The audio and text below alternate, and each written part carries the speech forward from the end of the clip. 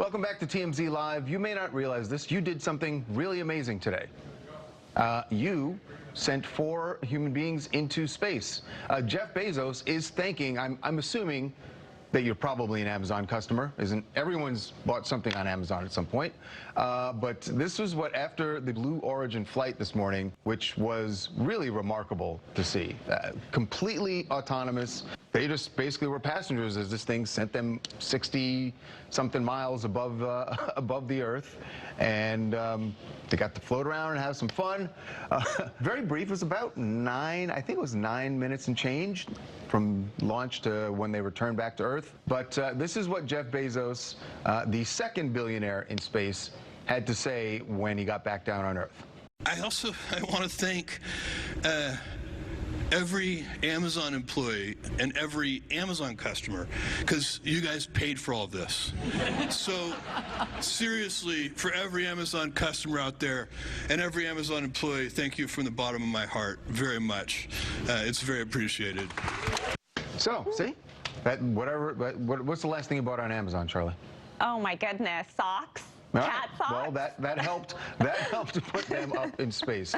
But what about what they experienced up there? The first thing I thought when I watched the launch this morning is we've now seen two space tourism outfits, Blue Origin, and we saw 9 days ago Richard Branson's Virgin Galactic. Which one is the better experience? Which one would you choose? Is there a difference? We're going to get some answers, I hope, from a guy who has been spent a lot of time up there looking at the Earth from that perspective. Former NASA astronaut Ron Garan joining us right now. Ron, welcome to TMZ Live. Thanks, Charles. Hi, Charlie. Hey there. Looking forward to talking about this exciting day. Yeah. What was it like? What did you think when you saw the footage? And we didn't see it live once they got up to the highest point, but they've since, now we've seen the video of them inside the capsule. Did it bring back some memories for you? It does bring back memories. It's an incredible experience. What they experienced was, incredible G-forces, feeling pushed into their seat 3 times their weight. And then when the engines cut off, they went from being pushed in their seat to being weightless instantly. They watched the sky turn from blue to black. They saw the curvature of the Earth, the thinness of the atmosphere. They saw our sun in a black sky, not a blue sky. And that's something that we don't normally get to see. We see our sun as a star, because that's what it is. And so that was an incredible experience. But as you saw in that clip, when the engine shuts down and they're weightless, that is part of the experience, because being detached from the Earth is a really, really unique way to see the just indescribable beauty of our planet. I noticed that you can't, you're smiling when you see that. Yeah. Yeah.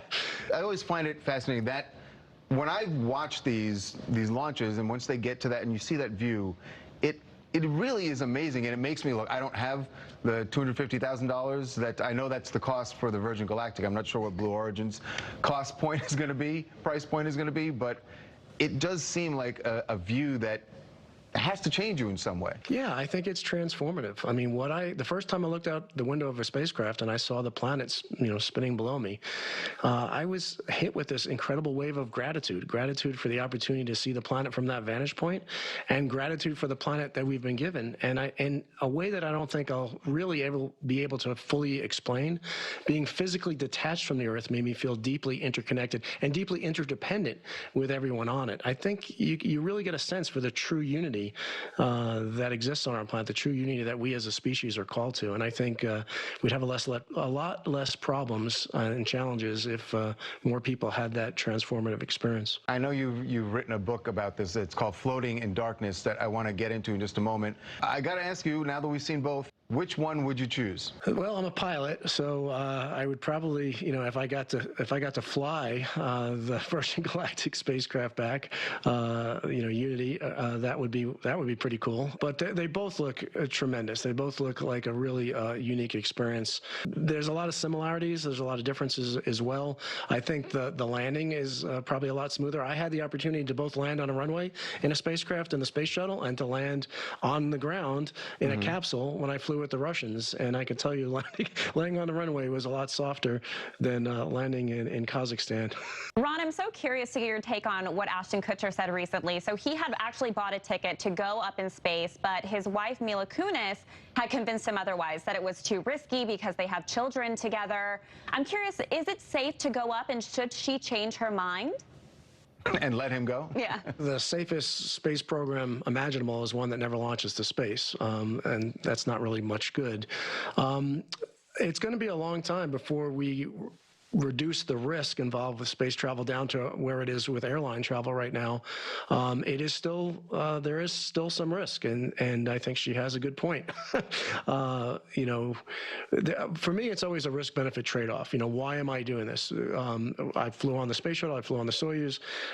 In those cases, there was a huge benefit to those experiences, to those missions, and I think they just need to do a risk-benefit trade-off. If the benefits outweigh the risk, then they should do it. But I'm not in a position to speak to what level of risk that is, but it's not zero, I can tell you that. I'm so curious, Ron, when you went up to space for the very first time, what was the one thing that you were actually shocked by and did not expect? I think I was shocked by how thin the atmosphere was. You know, I was selected as an astronaut in 2000. I didn't fly till 2008, partially because of the Columbia tragedy that delayed us for quite a bit.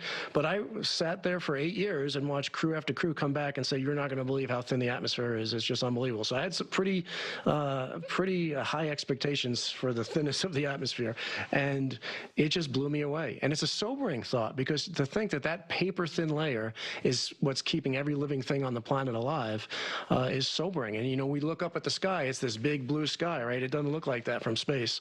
It's really scary, and there's no doubt in your mind that we could put enough crap up into the atmosphere to destroy our planet if we so choose, and apparently we are so choosing. Yeah, well, let's hope we stop choosing that. So, Ron, tell us about your book, Floating in Darkness, because I just think it's such a unique, I mean, I don't know, were there a few dozen people who really understand what you're talking about in this book? Yeah, I mean, it's a fun book. It's all about dogfights and space flights and spacewalks and living on the bottom of the ocean. But it all serves as an allegory for the evolution of society, not only where we've been, but where we need to go. And my goal in writing the book was to illuminate a path towards a future that we'd all want to be a part of. And I think we all know that we live in very divisive, very polarized times right now. And I truly believe that the messages in the book can help us transcend that division, transcend those things that separate us, and that was the motivation for writing it. Ron, thank you so much for being with us. Your perspective is so unique, as so it's few out people. of this world.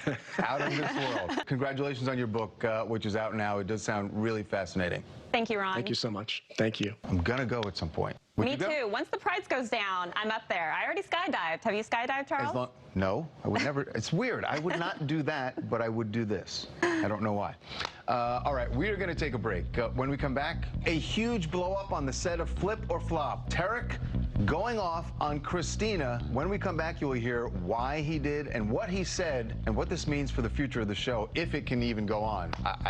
When you hear what he said, I have doubts.